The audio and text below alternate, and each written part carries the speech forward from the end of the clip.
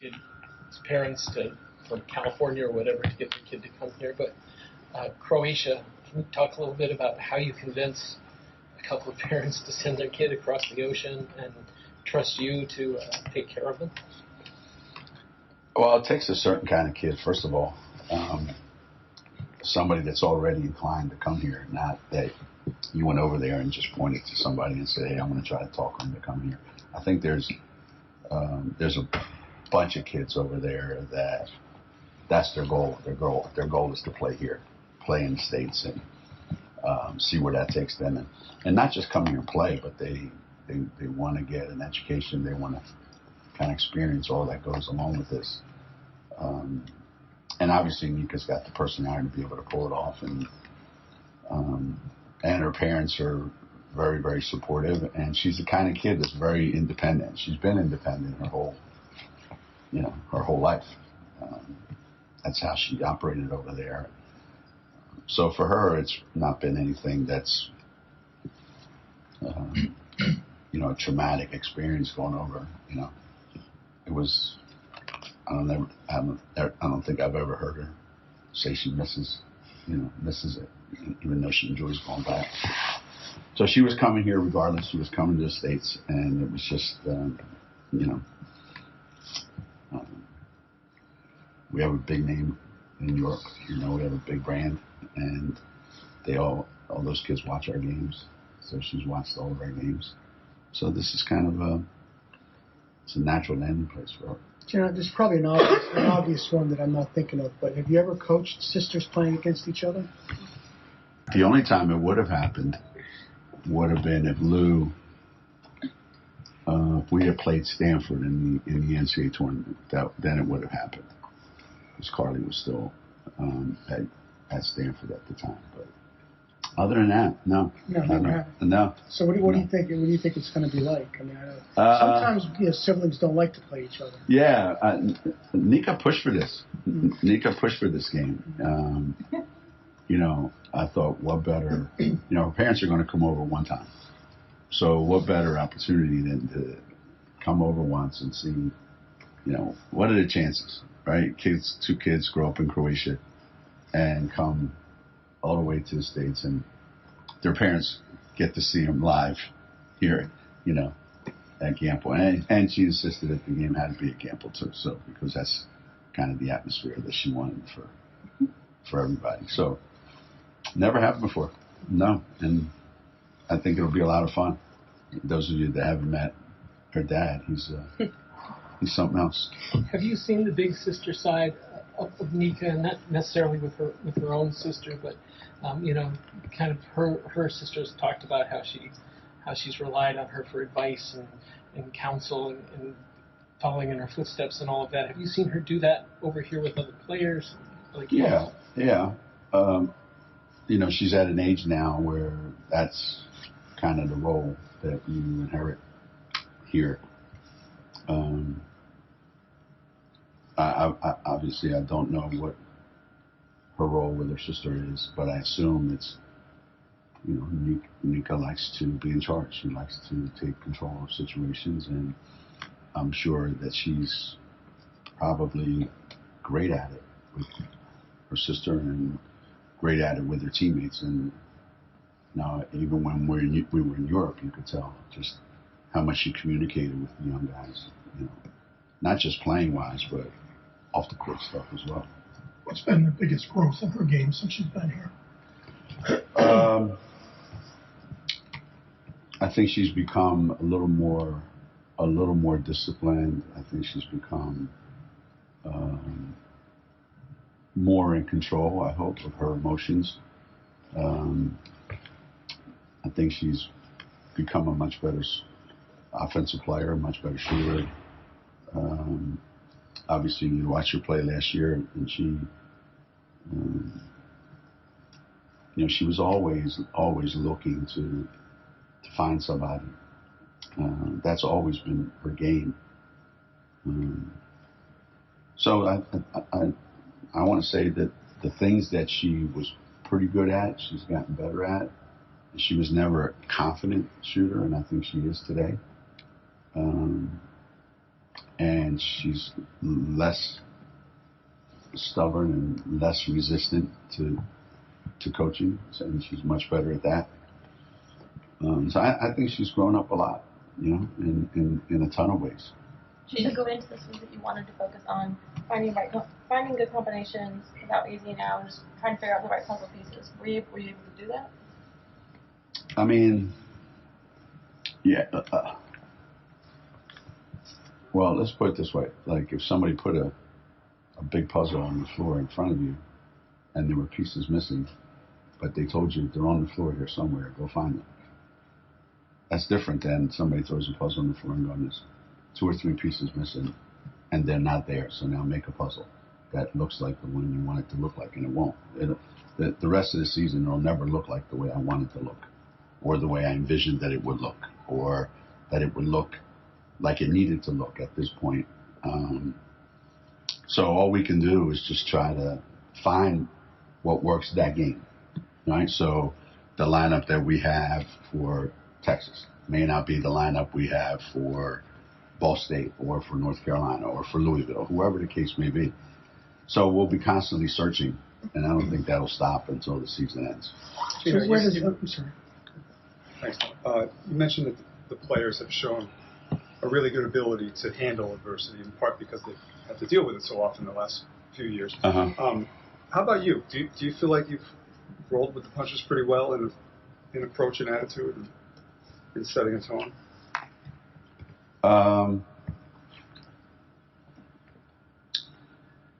The players have done a pretty remarkable job in that respect, in dealing with all the things that they've had to deal with. I feel, for the upperclassmen, because this is all they've known since they've been in college. The only thing they've known is bubble, and we're missing pieces, and we played in the national championship game, so they know that. And I think they were all anticipating that this year was going to be different, that this year all that was going away and that it was all behind us. And the response, I think, has been like a real punch in the gut, like I got to do this again. And me seeing that, and me seeing their frustration, and them seeing mine, I think it's inevitable. You can't hide it. And I probably have not handled it great internally, and probably externally at times as well. And that's my job as an adult, to make sure that I handle it, make sure that I am in complete control of myself, and that I'm able to, how do I get each individual through another season, which, again, like anybody else, I don't think anybody deserves to be in this situation as many times as we've been in. Right through the staff too, right? Everybody. To support each other. Everybody, yeah. And luckily, and again, it does affect your staff, because you sit there and everybody has an idea, so you got your idea of how we can put this together, and it gets frustrating trying to figure out which is the best idea.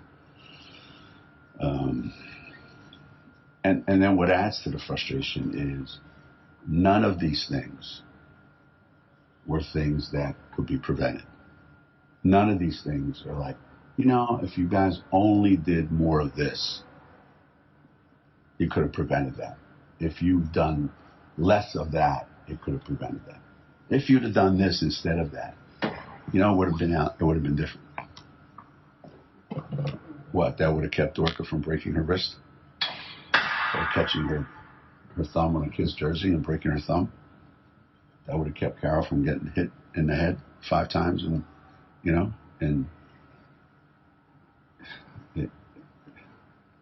the things that have happened, it's almost like when you look back, And some of the things that happened to these kids when they were in high school, after the fact, you look back and you go, it was a ticking time bomb. You knew it was going to. If you knew what you knew then, what you know now, you would go, it's just a matter of time. So that's probably the most frustrating part.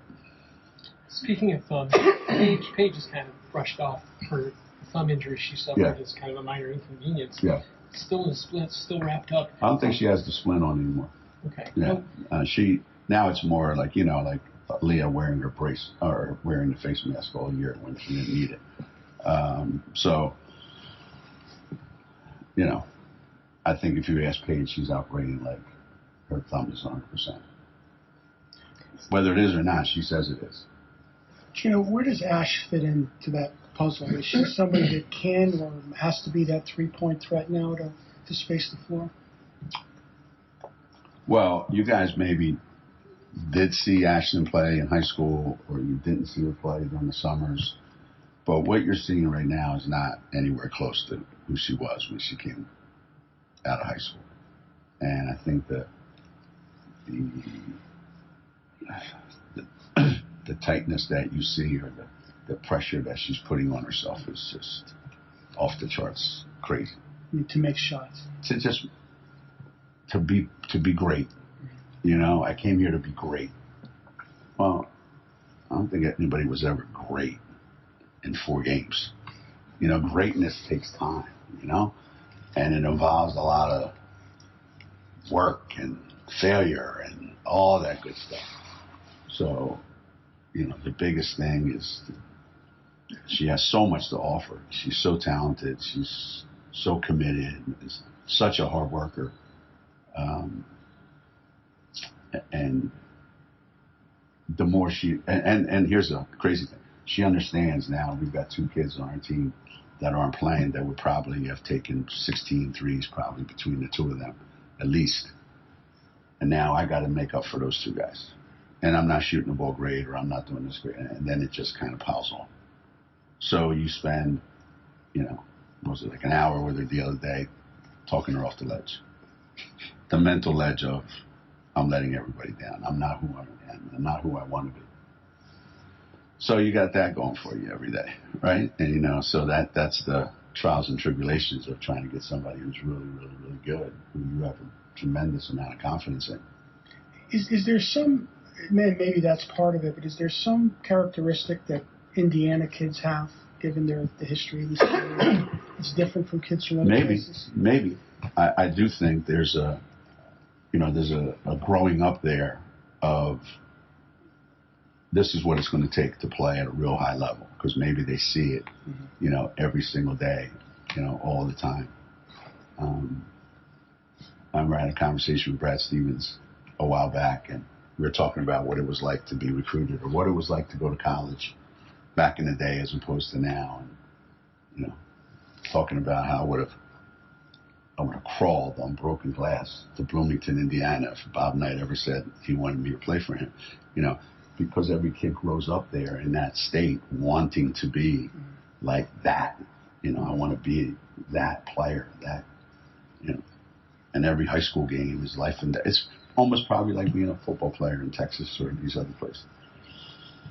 How do you, it's, the freshman came, you know, you have Paige, Izzy, like all these people, and they're going to kind of settle in and learn, and now all of a sudden you're like, okay, you guys, like they had to come along a lot quicker than we maybe thought. Like, how do you balance that with putting pressure on them? It's hard. To be good. It's hard. And letting them just kind of. Yeah, it's hard.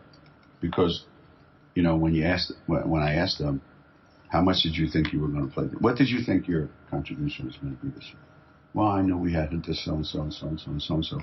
And I knew I was going to have to work really, really hard, and that I would get my opportunity, and, you know, that I would contribute. Okay. So you didn't know you were going to be in the start lineup in your 4th game. No, I didn't know that. And that's not, you know, that's not why I came here, you know, and it's the same conversation I have with Paige. You know, I didn't come here to take 35 shots a night. I didn't come here for that. And if I wanted to do that, I would have gone somewhere else.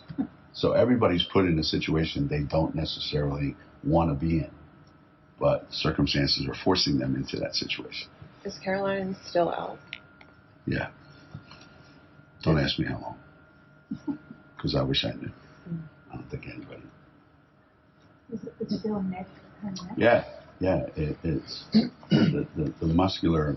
You know, like when somebody says they can't play because they have muscle spasms, and especially when they happen, you know, in your back area, and you can't, and you don't know when they're coming, and you don't know how long they're going to last, and we just keep trying, and you know, flying to a game and we're bouncing around, you know, then you get off the plane and, you know, everything hurts, everything's bad. So, yeah, I feel terrible for the kid. You said that maybe you didn't handle it as well this year, just because you thought it was maybe behind you. Yeah. After a couple of weeks now, are you processing it better? I understand it better. That I don't think that I'm pretty good between games for the most part. And then when I sit there and I'm watching what's happening in some of the games, it just really, it burns me up knowing what it could have been and instead what it is. Had we gone into the season without any of these guys, I would already be acclimated to it. But not after what I saw in June. The entire summer. No, I can't. Were you shocked? It just kills me to watch us play sometimes with one hand behind our back. Again. Were you shocked when you found out that easy? No. But it was weird, you know. Like shot fake from the corner, dribble, stop. No noise, no ouch, no scream, nothing. Just let me walk in the training room and see what's going on. And you know the rest. So there was swelling. Yeah. And then that was it. So when they came up with the diagnosis, no, I was not surprised. Because there's a history there. So you go in every day at practice. Now, me, with your fingers crossed, and as soon as you see that, you go, huh? I hope it's not what I think it is. That's it. That's a bad way to go through a season, right? Somebody just falls down. I hope it's not what I think it is. How has Paige handled all this, considering this was also not the year probably she expected? Right. But she maybe is grateful still to be out in the corner. Oh, of course. You know, you imagine her mixed emotions of I'm finally playing and I feel great and I'm healthy, and I look around and it's not what I expected it to be. And yet she understands, you know, this is a big opportunity for me to grow up. You know, not that kids don't take opportunities to grow up, but this is going to make her better. It's going to make her a better leader. It's going to make her a better basketball player. It's going to make her really, really much better at all the things she's already good at and improve some of the things that she's not good at. It's going to make her a better communicator. That's something she's not really, really, really good at, communicating how she feels, you know, and to her teammates. And it would be a hell of a story if she's able to take this group and let's see where it goes. That'd be a pretty good story, you know. Wherever that is, who knows where that is, but you know, I just want her to have more fun than she's had up to this point. You know, the Maryland game, she had a blast. It's home, you know, we got the guys, you know, even though we're missing, it's just like it was the old Paige, you know, and I want to make sure that it doesn't make her feel the weight. I think that's the big thing, the weight. Like, I'm so glad to be back. Just keep the focus on that, not on, it's not what I expected it to be. It's not what we all thought it would be. What do you see from Texas that impresses you? Everything. You know, they've always been tremendously aggressive defensively. They've always been relentless in their attempt to create turnovers and to get out in transition, and then their size. So it's almost like the same thing that worried me last season is enhanced now. Them being at home, and the kid Harmon is going to be playing, and she didn't play last year. So,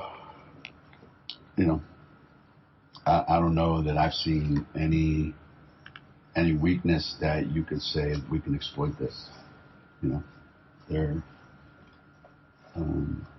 just a really, really difficult team to match up with, for sure. Their big kids really good. I mean, all their big kids are aggressive and they're physical, and their size is just imposing. So the game plan to win is based on what we have to do to keep them from all those strengths I just talked about. Turning the ball over, them getting out in transition, getting hammered on the boards,